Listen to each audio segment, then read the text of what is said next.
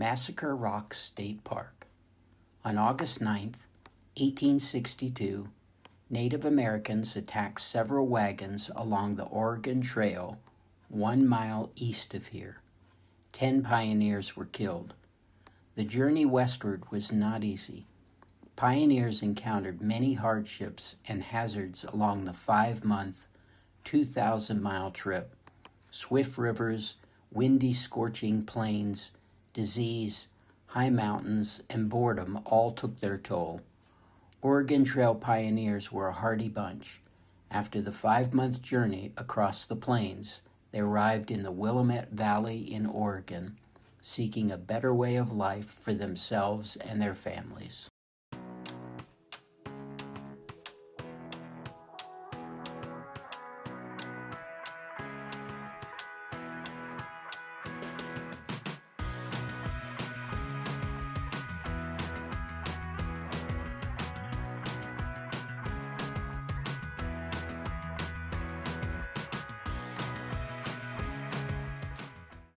This is a good map of the park.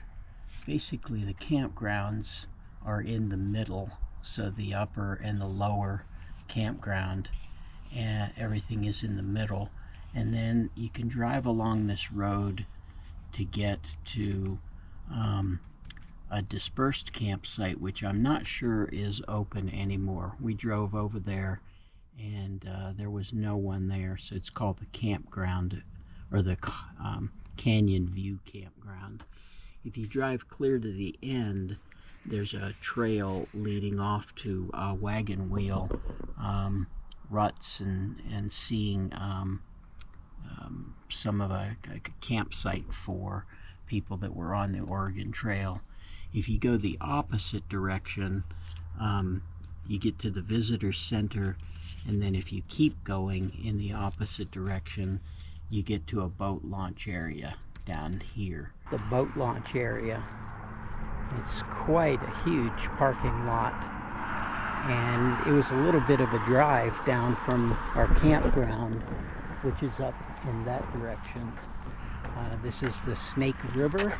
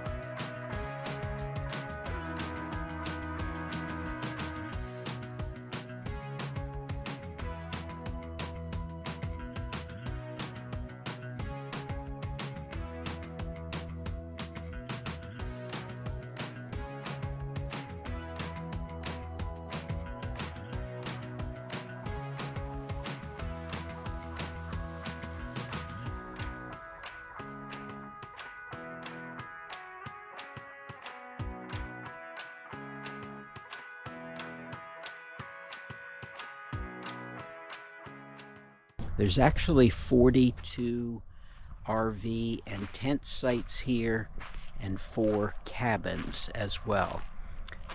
They have bathrooms and a shower, and they have a frisbee golf station, as well as access to putting in boats and then fishing as well.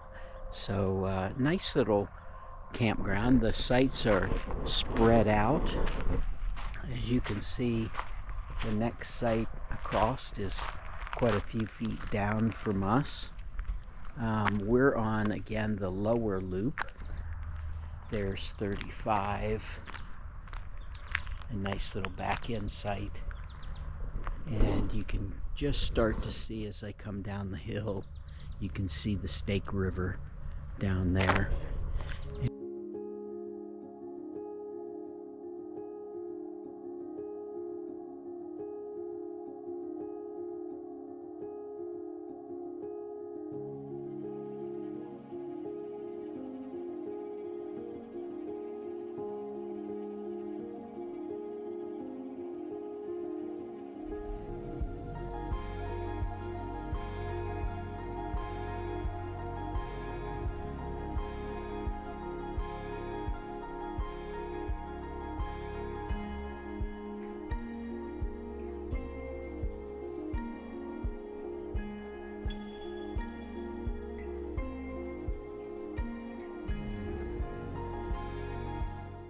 Here's one of the 4 cabins that they have, and this cabin in particular, Coyote, would be a pretty nice one because it has a nice little entryway with a view of the Snake River. That's 38.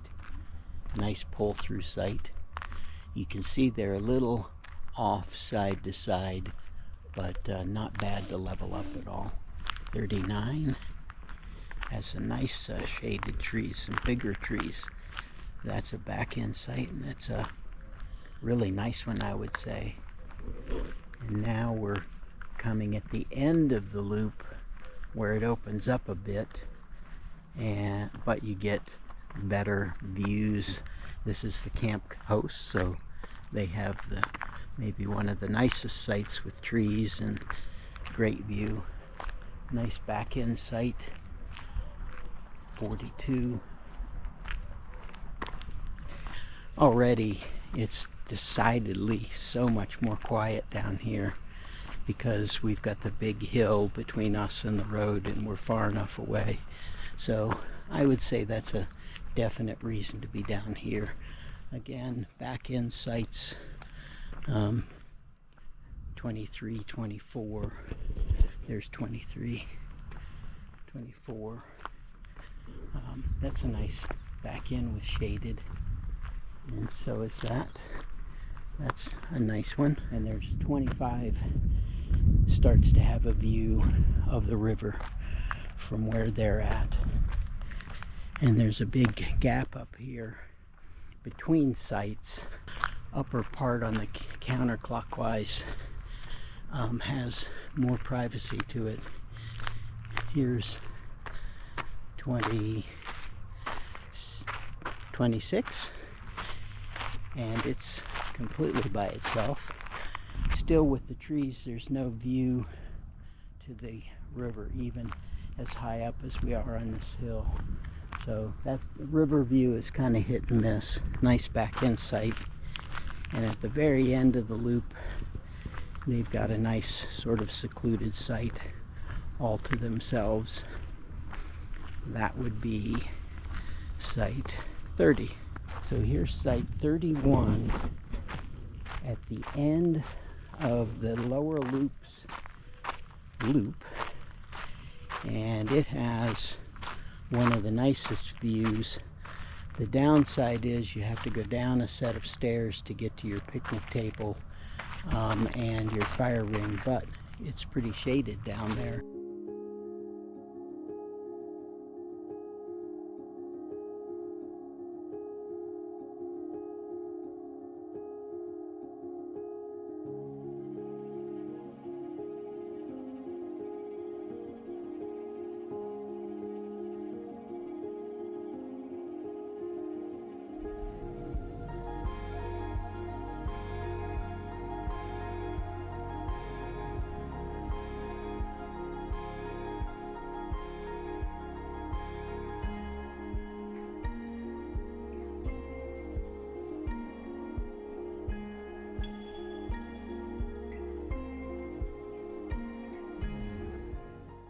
So as you come in, the upper loop is straight in front of you.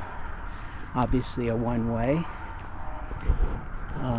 These sites in the upper level, I can already tell, have more road noise. So you might want to factor that in. It's really close to the highway. In fact, you can see the cars over there. So there aren't as many people camping in this upper loop, especially the outside of the upper loop, meaning the side next to the road. The first road that you see there is an internal park road. It heads to the disc golf station, and then also that trail at the end of the park that I showed you while I was showing you the map. The sites are nice in here, but again, you would have to be putting up with road noise. And I think what we're going to find is that as this loop goes around, there'll be more campers because we're getting further and further away from the road. These sites at the very end, 12, are pretty open, so not as much tree cover. Even though we don't have a lot of tree cover, it's sunnier up here, so it would be hotter. There's 13, so there's a pull through. So 14 is a pull through, and as you can see, they're up high enough that they can see the river. Restroom and shower building right next to 18 for the upper level. A couple of more shaded sites down here with a utility building in front of you.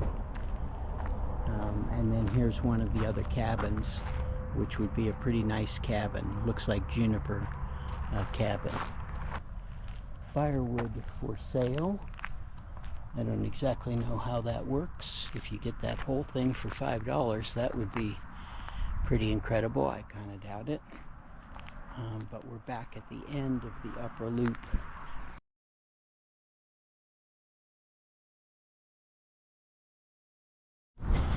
We're going to walk down and see if the visitor center is open. It does look open.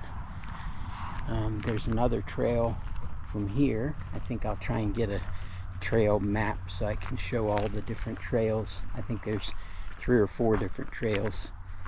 Outside the visitor center is this very long display that shows the Oregon Trail starting in Independence, Missouri, mile 0, and working your way across. This is quite interesting. I've never seen it laid out like this. Making it into Oregon, and there's Oregon City, the final destination.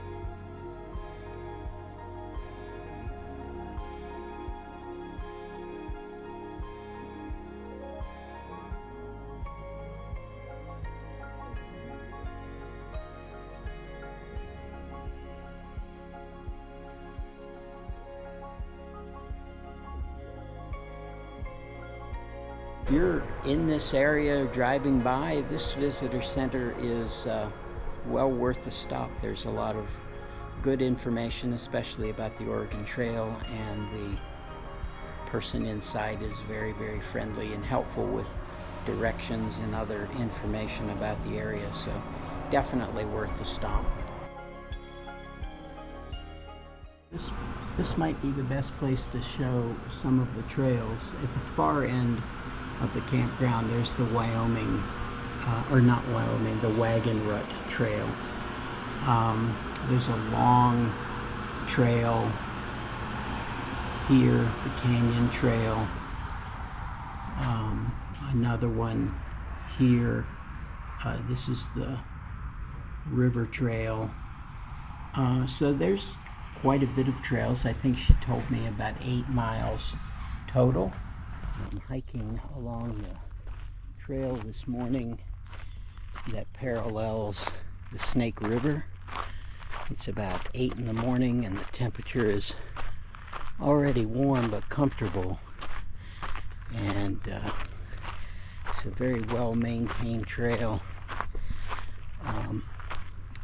I keep hearing these giant splashes that aren't just fish jumping, but they seem to be jumping and swimming on the surface, almost as if an animal were